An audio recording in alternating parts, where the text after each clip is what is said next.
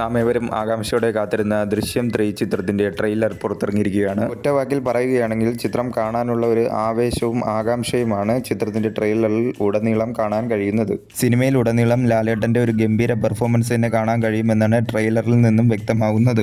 ഇപ്രാവശ്യം ജോർജ് കുട്ടിയെ കൊടുക്കാനായി വരുന്നത് മീഡിയ ആയിരിക്കുമെന്നാണ് ട്രെയിലറിൽ നിന്നും സൂചനകൾ ലഭിക്കുന്നത്. സംവിധായകൻ ജിത്തു ജോസഫ് പലപ്പോഴായി പറഞ്ഞത് ദൃശ്യം 3 ഒരു ഇമോഷണൽ ഡ്രാമയായിരിക്കുമെന്നാണ്. ആ ഡ്രാമയും അതുപോലെ തന്നെ അതിലെ സസ്പെൻസുകളും നല്ല രീതിയിൽ വർക്കായി കഴിഞ്ഞാൽ 2026 വീണ്ടും ഒരു ഇൻഡസ്ട്രി ഹിറ്റ് തന്നെ മലയാളത്തിൽ പിറക്കാവുന്നതാണ്. ജോർജ് കുട്ടിയുടെ മൂന്നാം വരവിൽ പ്രതീക്ഷയോടെയാണ് ആരാധകരും പ്രേക്ഷകരും കാത്തിരിക്കുന്നത്. മെയ് 21-നാണ് ചിത്രം റിലീസ് ചെയ്യുന്നത്. ഇതിനോടകം തന്നെ ചിത്രത്തിന്റെ പ്രീ സെയിലും ഫാൻ ഷോ ബുക്കിംഗും ആരംഭിച്ചിരിക്കുകയാണ്. പോസിറ്റീവ് റെസ്പോൺസ് ആണെങ്കിൽ 2026 ഏറ്റവും വലിയ FT കളക്ഷനും അതുപോലെ തന്നെ മലയാളത്തിലെ ഏറ്റവും വലിയ ഫസ്റ്റ് ഡേ കളക്ഷനുമായി ദൃശ്യം 3 മാറുകയും ചെയ്യും. അതുപോലെ തന്നെ മലയാളത്തിൽ വീണ്ടും ഒരു ഇൻഡസ്ട്രി ഹിറ്റ് തന്നെ പിറക്കാവുന്നതാണ്.